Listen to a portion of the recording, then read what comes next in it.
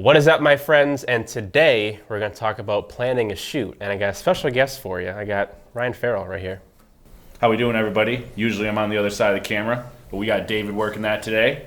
We're going to talk about before the shoot, during the shoot, after the shoot, All shots points. later. All of it. We're going to talk about all of it. We're going to break it up into a few sections. We're going to do pre-production with the client, post-production with the client, pre-production with our team, post-production with our team. So we'll chop it up into 4 different sections here. That way you guys can follow along and get this bit by bit. So the first part I want to talk about is the initial pre-production with the client. So if we were to do a shoot, Ryan, whether it's a big production shoot or a small production shoot, what are some things that we could do initially with the client to get this to be a streamlined shoot? Initially, you want to meet and sit down with the client. Sometimes over the phone, there's things that can be lost in translation. But we do like to sit down, talk about the gear. Where is this video going to go? Is this going to be a Facebook video? Is this going to be an interview? Is this going to be outside?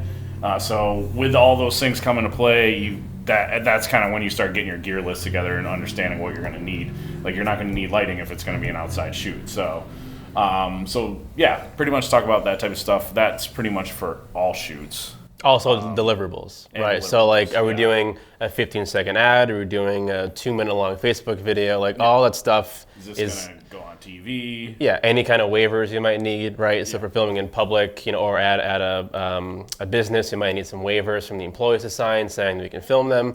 All those kind of things are really important and are going to really help streamline your shoot and avoid any issues that might pop up. And if they do pop up, at least you're at least a little bit more, aware and prepared for it, kind of thing. Not just scrambling. Exactly, which we've done that before. It's not very fun. So initial storyboard with our client. Now, after we talk to them, usually we meet internally, right? Yes. And we, after that, talk about and kind of storyboard our own stuff. So after we talk with our client, what do we do internally to kind of get ready for our shoot? As far as the internal team, we kind of decide who's going to be shooting what. Maybe if there's 3 of us or 4 of us, we might, if it is an outside shoot, like I was posted up on the top of the church the other day, you might be on the ground doing ground shots. So you kind of want to start implementing who's going to capture what, like, are you going to be doing all the close-ups, or you're going to, just to kind of like, so you're not compiling too much footage and you're coming back with 100 gigabytes worth of stuff for a 15-second shoot, or for a 15-second video, because then you spend more time going through all the edits. And we've done that initially too. We've shot gigs and gigs, and we only use a few bits, and it takes up storage, it takes up time, it's costing us time and money. It's just a nightmare. So anytime you can get a shot list assigned, Ryan, I have 10 shots for you to do. Once you do it, you're done. Yep. Brandon, you're doing ground stuff. I'm doing drone stuff. Get your shots done. Once you're done, we're done with the shoot. Yep. We also, when we do meet, we go over gear. So what cameras he'll be on, what cameras I'll be on, white balance, record settings, frame rates, all that kind of stuff. We want to meet internally and talk about that before we actually use the camera. Yeah, if you get all those things somewhat in sync, then it's just less post-production editing, and you don't have to go in and color correct. Because he was shooting in this, I can't think of the color profile. Yeah, color profile. Yeah. And he was set on this one where it's like, you guys both have the same cameras. Right. Figure it out before you shoot, because then you're just wasting time. Yeah. So those are kind of the pre-production stuff. So pre-production with our clients. That's what I was trying to think of. Calvin, yeah. There you go. I couldn't think of it either. It's all right. Yeah. So pre-production with our clients, pre-production internally. Now when we go on the shoot date, again, we'll do kind of post-production or production with our clients and with us. So when we go on the shoot, or maybe even the day before, what do we do with our clients to get them prepared for the shoot and the day of our shoot? Make sure they're coming. Make sure they remember there's a shoot that day. Sometimes people, they get so wrapped up in, what they're doing for their business or whatever it is. Next thing you know, you're like, hey, I'm going to be there in like 5 minutes. And they're like, oh my God, I completely forgot. Yeah. And then you're, stuck, just like turning around. Yeah, you drove 3 hours to go do nothing. It's usually the farthest away shoes. Yeah, it always is. It always is. Yeah. Yeah. So, you definitely want to touch base with them and, give them a reminder. Usually the day before is, you might shoot a message, hey, can't wait to shoot this tomorrow. Just kind of like, put a bug in their ear.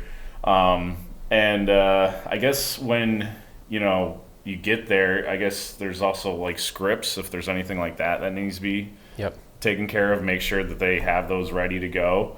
I can't stress how frustrating it is when you get there and you're like, hey, so you guys got the scripts, right? And they haven't done anything. And a lot of times they think it's like, oh, we can just wing it. And it's like, all right, well, this is now going to be a full day shoot because you can't just wing it. You have to be able to, you got to know what you're going to say, because as you start to go, you're going to realize how much you can ramble and stutter over your words. And then it's like, and then you're just not getting good quality content. So. It's more editing time for us. It's costing them more money. It's just, it's a compounding effect. It's just not, it's never good. Parking also, too, right? Yes. So if we're in the city or anywhere where, parking is limited, usually we'll ask, where do we park? What's a good place to park? Where is it closest to the building? Because we'll have lights and tripods and all types of bags. That's definitely an important thing, too.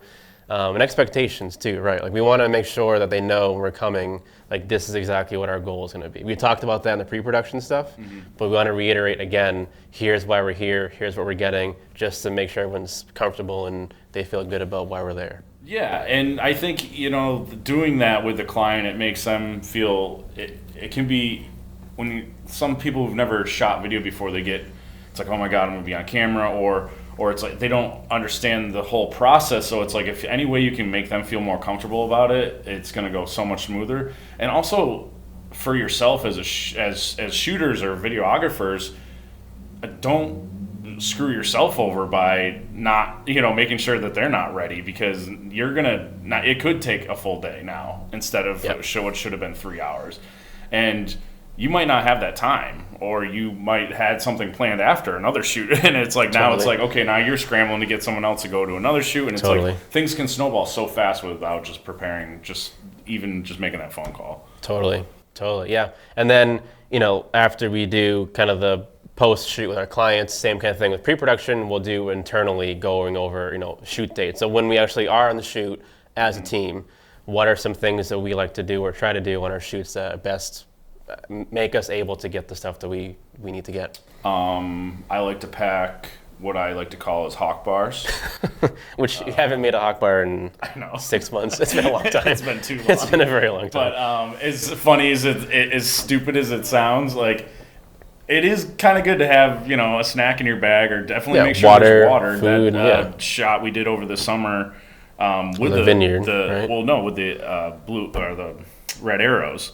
It was like 95. Yep. And I was standing on a roof, like black tar. Like it was it was not comfortable. I couldn't drink water fast enough. So little things like that, because if it's a full day shoot, you may not know when you're going to get a chance to hydrate or get some food in you, and you need that energy to get you through the entire day. Yep. So as silly as it sounds, it's important. It's super important. And we're not just saying that because we both like to eat. It's definitely really important. Well, yeah. Good snacks. Good snacks. Yeah, good snacks.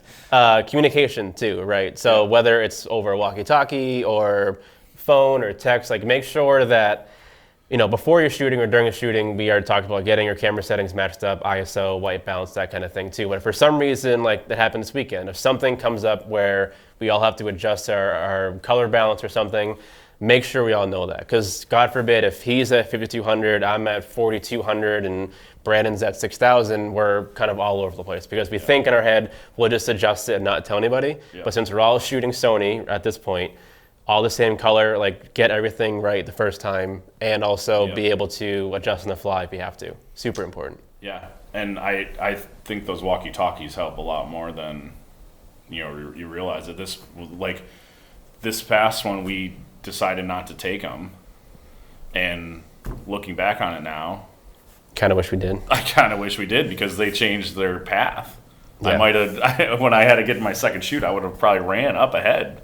But it's like, every time you think you don't need a piece of equipment, That's usually when you need it. Yeah. So that's usually when you take, need it. take it, like, bring it with you. Yeah. Yeah. It's like always, Exactly. everyone, it never ceases to fail. Yeah. Shot list stuff too. Obviously, if you do have your shot list, make sure you get your shots done and then just be done with it. We mentioned it before, but like, if you miss a shot or you overshoot stuff, it's going to make the editor just go crazy. Sorry, David, but make sure you get your shots done. Don't overshoot and don't undershoot as well. So hopefully that helps you guys a little bit, from pre-production with your client to pre-production internally to post-production or production with your clients and then with your internal team. You want to make sure you guys are professional, you get your job done, and that way you can just do a great job with all your clients. No matter if they're your first-time clients or your 12th time shooting with them, you want to make sure every single time you shoot, you do it well, you get a good result, and both parties are happy. Yeah, I think that's where sometimes some of the biggest mistakes happen is that you do have a client that you do shoot with all the time. You're all like, you kind of get into this rhythm.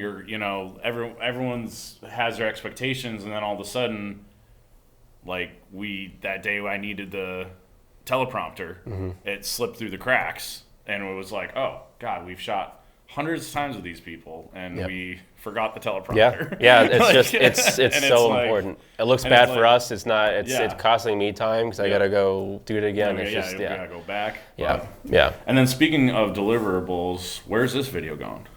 This will be, since they're watching this is going to be on our blog, on the website. Okay, wonderful. So, if you guys have any tips that you guys like to use when you're shooting, Comment below. let us know. Let us know. Maybe we'll steal those ideas from you and pretend like they're ours. Exactly, because that's what it's about. Caring. Was it sharing is caring? That's right. It can be fun. Wasn't that a Care Bear thing? Yeah. All right. We'll see you guys in the next one. Sweet.